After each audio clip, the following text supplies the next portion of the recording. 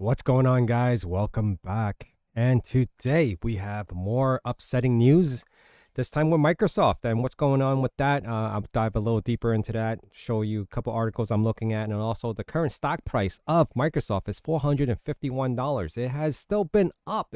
There's no downside to any of this. If you even look back a year, 6 months, everything that's been happening with the world today, Microsoft has still been netting positive, which is insane. So it's not a revenue generating issue. It's where they're diverting their money to.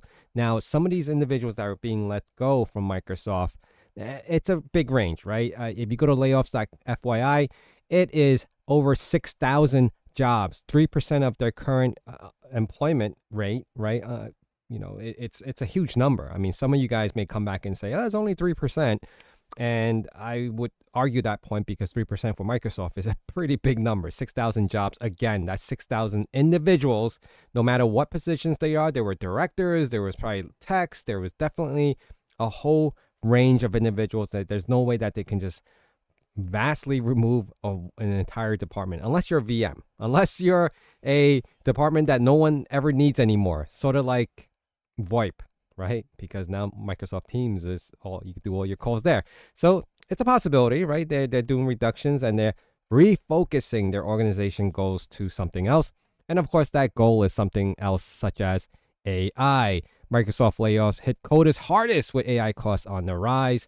And this, my friends, are the downside to what a downside of a market is right now, because, we heard back not too long ago where jobs were booming. People were coming out of the pandemic and there were tons of jobs. People were hiring constantly. There was a lot of money floating around. And now they're saying that we don't have enough money for this and we need to divert it over to something else, which this something else is now AI. We don't need, paying top dollars for developers.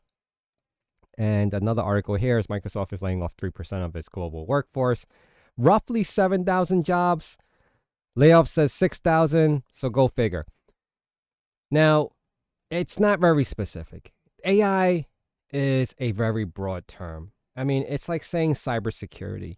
Where are you focusing all of this on? AI what? AI hardware, AI technologies, right? AI agents, AI developers, AI supporters.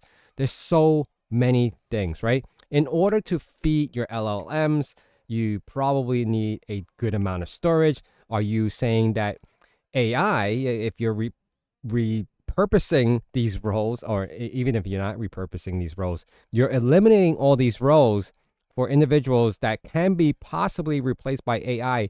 What does that mean? Are you replacing every, group of people with a GPU? Because I know for a fact, if you run these hardcore GPUs, like the ones that, even the consumer level ones, like the 5090s or the 5080s, to a point where they can actually outperform as far as redundant task, right?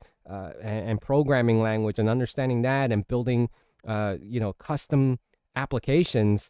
You could probably do that with a lower cost GPU than hiring a team of developers, which is insane nowadays, right?